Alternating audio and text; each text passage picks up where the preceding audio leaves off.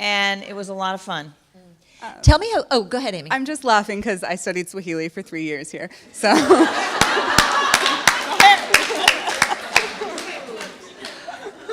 So, Mila, though, tell us how you got into, how did education become your passion? And you talked a little bit about housing, but why education? Because you started your career, actually, as a public health nurse. Right. I started my career as a public health nurse because I wanted to be a public school teacher, and New York City was actually laying people off, although I learned yesterday that 2 of my classmates were able to go through the ed program here and find jobs. So in the summer before my senior year, I had petitioned the college. I saw that they gave grants for people to go and study in Europe and in Israel. And I said, well, how about Africa? And no, there were no programs for that. I applied for a grant here. I found a program out of Atlanta to go to West Africa for the summer and study, and they funded it. And I came back having met a woman over there who was a public health nurse. And I was going into my senior year, and I was in a real panic about working because I had a nice scholarship, but I also had loans. And I'm second of 11 kids, so I couldn't go home. My bed had been given away a long time ago. And I needed to work. I knew I had to work, so I needed a skill. And so I went to nursing school after Barnard, became a public health nurse, and have always been able to find a job. But education, you know, in my family, I think that's what you're asking about. In my family, education has always been a religion, if you will. We're not religious people, but we are all about education. And it started with my mother's father, my grandfather, who was born in Mississippi. His parents were slaves. And he and his brother, we believe, were related to one of the slave owners because somebody funded them going to Meharry Medical School to become doctors a long, long time ago, early 1900s. And so my grandfather was a physician in Tennessee, and he also bought some land. We also couldn't figure out where he got the money to buy the land, but we think it came from the same source. We're trying to figure it out, but it's really hard now. And he always said that they can take everything away from you, but they can never take away your education. And so he felt it was important for all 8 of his children to have a college education, including the girls. So my mother and her 3 sisters all went to college. They all went to historically black colleges. One was a mathematician. My mother was a home economics major. Trying to remember, my aunt was an English professor. So they were very well educated. So it was just ingrained growing up that you will go to college and beyond, and there are no excuses, right? And the only one who got excused was my one brother who had Down syndrome. But he started nursery school when he was 2. And so, you know, I know that this is true, and I know that if you have an education, if you've been taught to think, if you've been taught to question, if you know where to go to get the information, then that's power. And when I see our schools suffering from a lack of support, a lack of resources, and I know who is affected by those deficiencies, I can see what's happening, right? Their power is being taken away.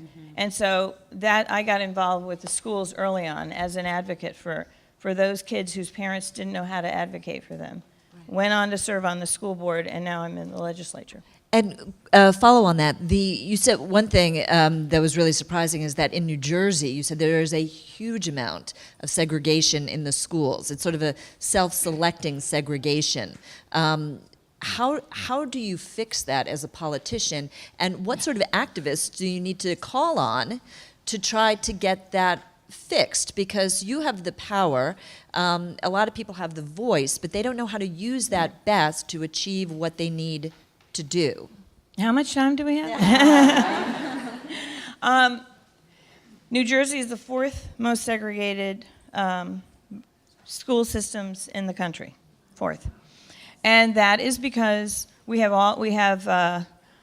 almost 600 school districts, all different sizes, and so zip code is everything. Remember I mentioned that earlier. I live in South Orange, Maplewood, which is a very intentionally mixed community. But one of the things that's happening right now is because we're on the train line, 30 minutes to Midtown, right? The real estate prices are going through the roof, and it is becoming unattainable for many people to live there. I couldn't buy my house today. And so what we're seeing is we're seeing a resegregation of our own school system right there. And so many of us are working very hard to prevent that, but without having housing that people can afford to rent or buy, people can't move in. So as seniors are selling their houses and getting a lot of money for them, we're seeing that the families that are buying those houses are primarily white families. Why is it like that? It's largely like that because we don't have countywide or regional systems. And every time you even mention that in New Jersey, people go ballistic. You know, a very parochial sense of things there, whether it's politics or housing or schools. And the reason that I keep spitting into the wind is because we need more. I think we especially need women, and we need more people of color in the legislature to give voice to these issues. And the problem is so many of us don't even think about it. We don't think about the kinds of policy changes that are made. Like, it makes me crazy when people say, oh, I only vote in the important elections, like, you know, presidential. I'm like, whoa, wait a minute.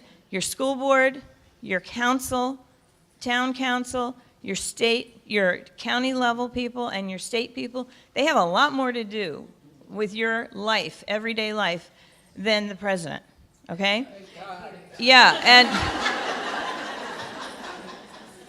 and yeah, thank God.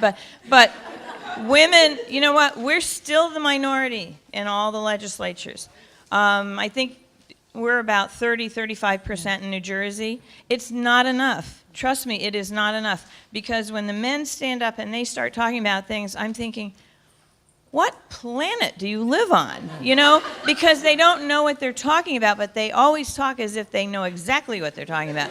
And so my main message to women is we need to be intentional about getting involved. We need to have our voices heard, because I know when I speak, I'm thinking about my mother who's 92 living with me. I'm thinking about my brother who had Down syndrome. I'm thinking about my kids. I'm thinking about my grandchildren whose parents struggle to pay for daycare so that they can both work and afford to live where they live, right? These are not issues that most of my male colleagues are concerned about. Yeah. Vernā, you said something that when you went to go buy a house, you went to look in Newton. So when you're trying to get people to recognize bias and overcome their bias, when you did you buy that house? And B, how do you do that? Because you talked about, you know, the sort of the women of color dinner, and how do you integrate that more so that we're not having a women of color dinner, we're having a women of similar philosophy dinner, right? So that you're breaking down those barriers as well. Because if you're having a women of color dinner, am I invited, or who's not invited? Because at some point.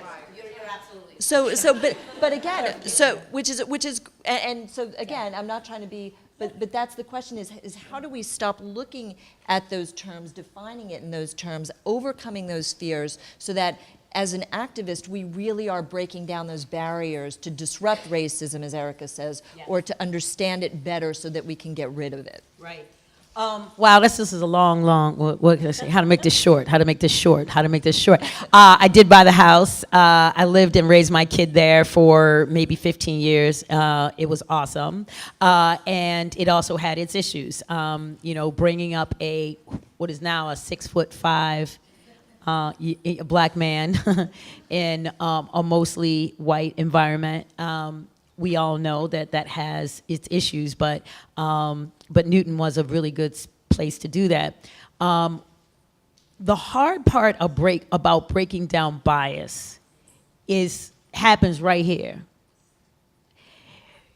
When you understand what the purpose is of having a alumni of color dinner, you don't mind whether you're invited or not as a majority person. You're just glad to death that the 10 people from this class and the 20 people from this class and the 30 people from this class actually have an opportunity to know and meet each other, because you recognize the institutional barriers that those individuals had to deal with, such that they are so underrepresented that they won't know each other unless we create a space for them to come together. See, that's the large picture that we want. So I used to have a girlfriend. She's like my bestie's in here, is right here, Janice Hardeman. She's from, we now call her Robinson, but she was Hardeman when she came. And I have another bestie too, who is named Suzanne Goldstein. Goldstein, that's my other, sorry. I have another Suzanne. Zimmer. And Zimmer I met on day one. Blonde, Beverly Hills, 5'9" beauty, right?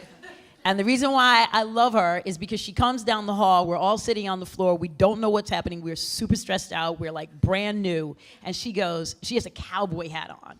She goes, does anybody know what we're doing? And I was like, no, but you're the only one who's been willing to say anything. So you are gonna be my girl, and we are still very close, and she lives in Malibu, whatever.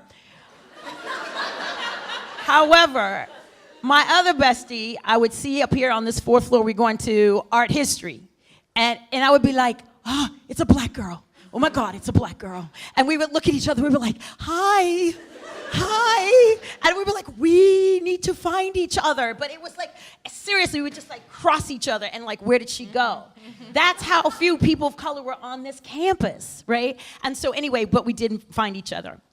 The reason why I'm telling you this story is, when I start going through these classes and I start being introduced to racism, and then I start seeing what the real world is about, I get angry, and my white girlfriend says, well, can't I go to that party with you? Because I start trying to find my people, right? Try to find some comfort, trying to find some situation where people are not asking you crazy questions that are insulting, micro inequities. And so you start wanting to be around in a safe place. So I start going to like these BSO, Black Student Organization meetings. And so my white girlfriend from Beverly Hills is going, why are you doing that? Why don't you like the white, you don't like me? I was like, girl, I love you, but I have to move to the next level of my understanding about my own identity, and I need to be safe, and you don't know what my experience is like. So you are the love I made before I knew the truth, and you will always be my love. But no, you can't come to this meeting right now. And she was like, you go to the pub with me. I'm like, girl, I don't even like the pub. Right? They just pour that beer down your, I don't like the pub. But I go because that's the only thing that's happening. So what I'm saying is, when we get better, we're creating lots of spaces. We're creating spaces where people are feeling like they're connected and they are feeling very safe, and they see their culture being sort of part of the main feature. They're not constantly trying to blend in and adopt the ways of other people, but also they're the mixed groups, and those are awesome too. You know, it's not, I don't think it's an either or, it's a both and the fear comes, I believe, when people start seeing marginalized people get their voice and their power. They worry that those marginalized people are going to begin to behave in an exclusive way that makes their life worse.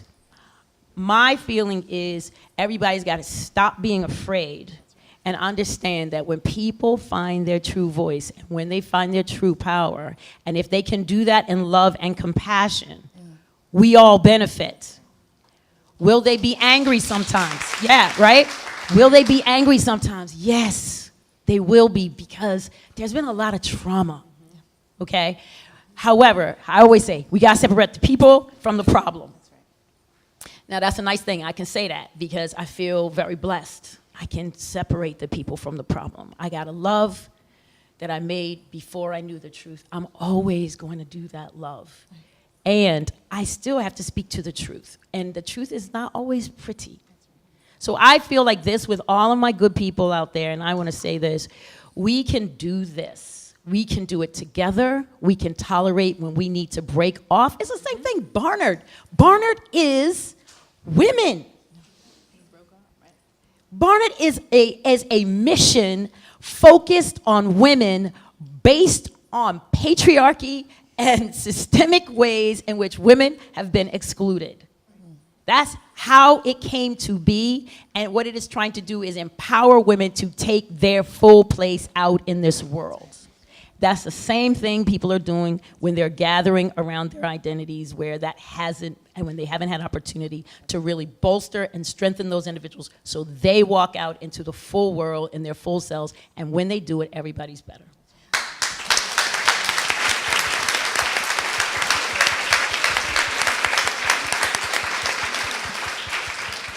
I think you also just described this past election, so with fear and not knowing. And I think that that was one of the big things. And so as we sort of shift a little bit, and I want to come back to the issue that Amee is passionate about as well, but in this past election, what we did see is we saw a lot of people who were afraid. They were afraid of losing their place. Right. They were afraid that it wasn't good enough to see people rising next to them because that meant that they were just staying in place and not rising at the same time. And so, you know, as somebody who fights disparity, racial disparity, how do you try to make people understand as an activist that this is something that we rise collectively, that, and I think to Vernā's point, and that is that you identify the thing that we all have in common. The thing that we all have in common is that we are women. We are daughters. We are mothers. That binds us. Yeah. And if we forget, sorry, she just passed all her emotions onto me.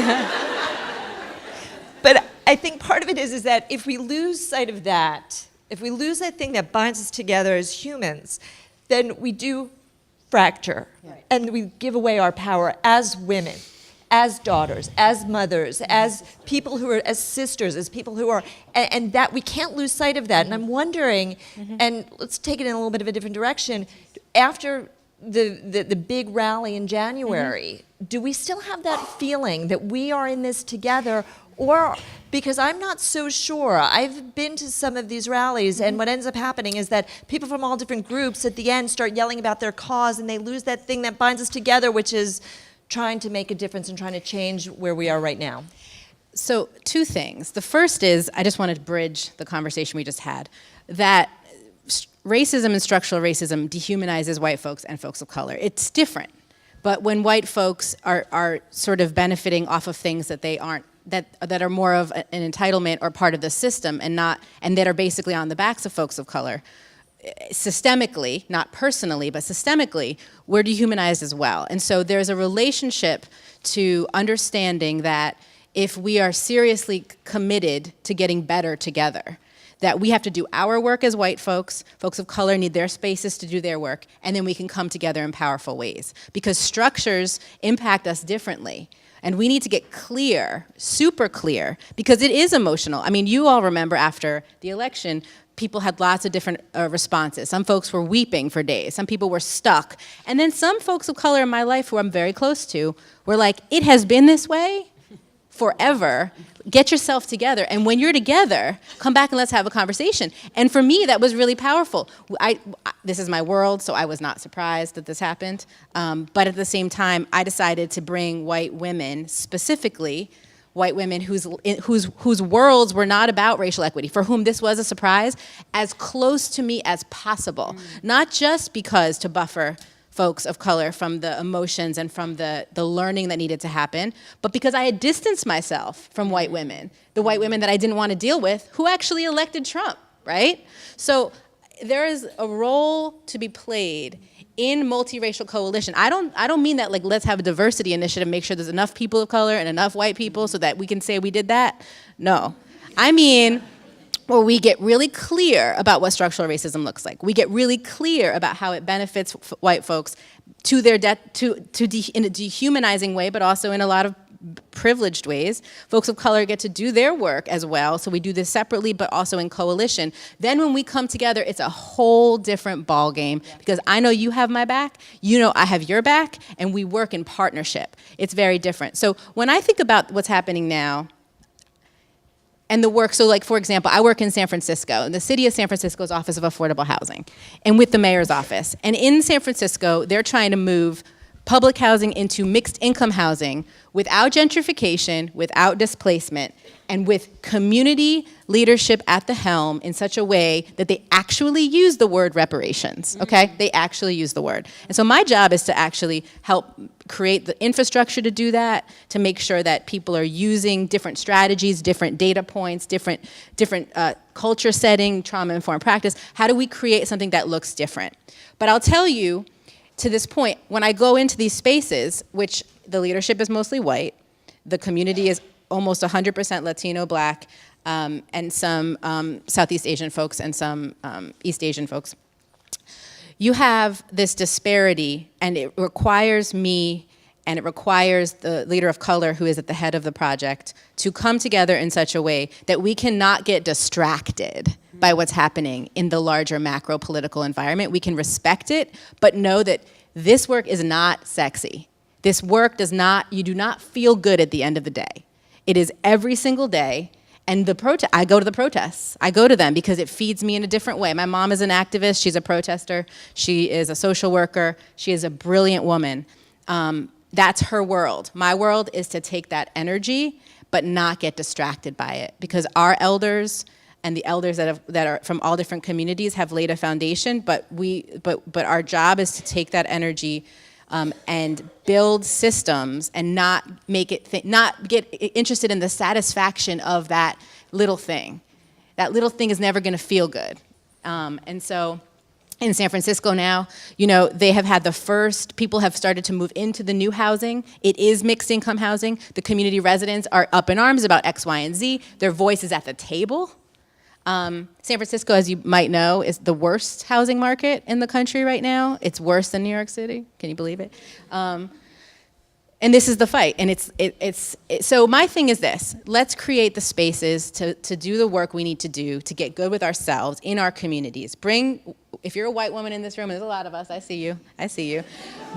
Get clear with yourself, do the work you need to do so that you can bring other white folks to the table in a way that the conversation is different when you work with your friends, with your colleagues of color, and build relationships that are intimate, that are trusting inside of those relationships with your colleagues and friends of color in such a way that you all can have each other's back. And it takes work, and it's not sexy, and it hurts, and there's a lot of tears and there's a lot of pain. But at the end of the day, we're doing structural work. The People's Institute for Survival and Beyond, which is where I got my anti-racist lens, has always told me that structural work is where it's at, but it takes all of us.